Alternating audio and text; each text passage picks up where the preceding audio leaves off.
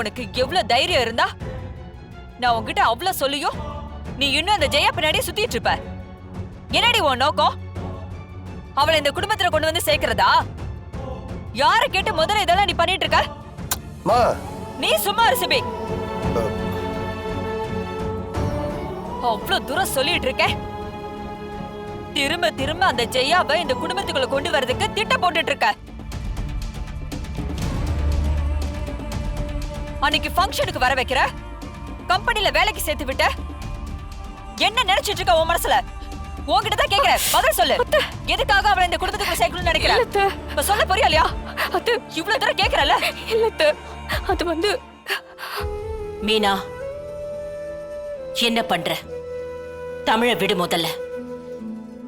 நான் தான் தமிழ் கிட்ட. ப்ளீஸ் அத்தை, ப்ளீஸ்.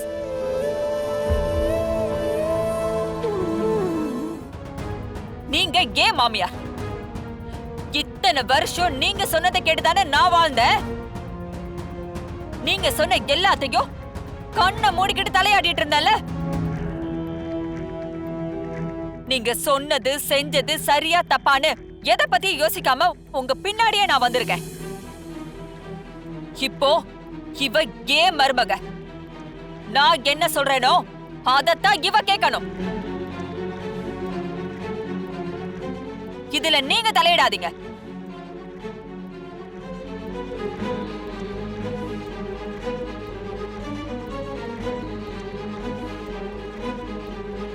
சொல்லு, எதுக்கு இப்படி எல்லாம் பண்ணிட்டு இருக்க? என்ன திட்டத்தோட இந்த வீட்டுக்குள்ள நீ வந்திருக்க? இல்ல அப்படிலாம் எதுவும் இல்ல. ஏதோ ஒரு காரணத்துக்காக ஏதோ ஒரு மிஸ் அண்டர்ஸ்டாண்டிங்ல பிரிஞ்சிருக்கீங்க. அது சரி பண்ணதான்.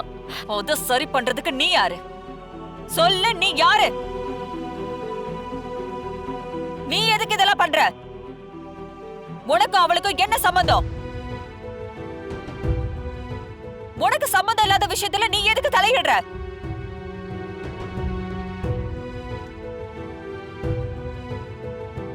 மீனா, கொஞ்சம் பொறுமையாரு. நீங்க பேசாதீங்க.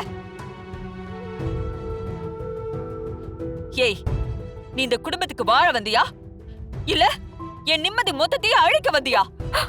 ஐயோ அத்தை, அப்படியெல்லாம் இல்ல அத்தை. எல்லாரோட நல்லதுக்காக தான். இது நல்லா இருக்கணும்னு செய்யறது இல்ல, திமிரு, ஆணவம். இந்த வீட்ல நம்ம வைக்கிறதா சட்டம், நம்மள கேட்க ஆள் இல்ல, என்ன வேணாலும் செய்யலாங்கிற ஆணவம். அப்ப நான் எதுக்கு இந்த வீட்ல இருக்கணும்? ஒரு மாமியாரா எனக்கு இந்த வீட்ல என்ன மரியாதை இருக்கு? அப்படியெல்லாம் இல்ல அத்தை. அப்போ ஏன் ஃபீலிங்ஸ பத்தி உனக்கு எந்த கவலையும் இல்ல? என்னோட விருப்ப வெறுப்ப பத்தி நீ எதையுமே யோசிக்க மாட்டல? அப்படியெல்லாம் இல்ல அத்தை. இனி அந்த ஜெயாவை பார்க்க மாட்டேன், இந்த மாதிரி தப்பான வேலையெல்லாம் செய்ய மாட்டேன்னு எனக்கு சத்தியம் பண்ணு.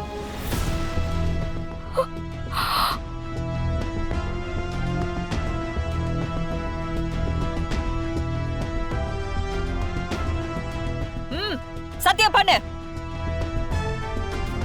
இல்லன்னா நீ இந்த வீட்ல இருக்க முடியாது.